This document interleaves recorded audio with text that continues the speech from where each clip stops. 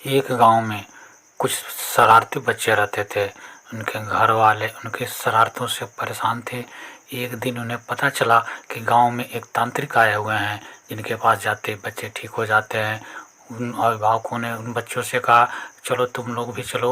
उन बच्चों ने कहा कि हम चलेंगे, पर हमारी एक शर्त है, हम चल करके उन तांत्रिक महोदय से 2 सवाल करेंगे। अगर वे हमारे सवालों के सही सही जवाब दे देंगे तो हम शरारतें करना छोड़ देंगे, और अगर वे जवाब नहीं दे पाते हैं फिर हम मानने को बाध्य नहीं होंगे। उनके अभिभावक मान गए। ये बच्चे भी बड़े चालाक थे।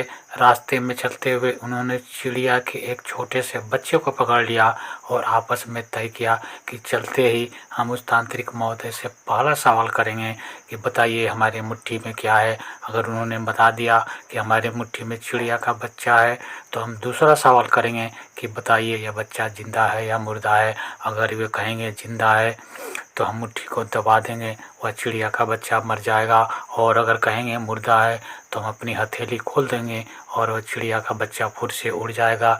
इस तरह बात करते हुए वे बच्चे अभिभावकों के साथ उस तांत्रिक के करीब पहुंच गए। जा कर के उन्होंने उस तांत्रिक से अपना सबसे पहला सवाल पूछा कि तांत्रिक महोदय बताइए कि हमारी मुट्ठी में क्या है। वह तांत्रिक बहुत ही समझदार था।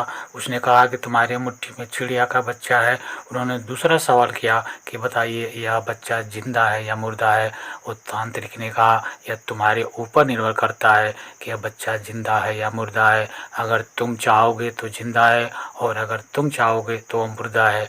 ठीक इसी प्रकार हमारे जीवन में आने वाली सफलताएं भी हमारी मुट्ठी में होती है। अगर हम चाहें तो सफलता हमारे हाथ में है, और अगर हम मेहनत करना ही छोड़ दें तो सफलता कभी भी नहीं मिलेगी।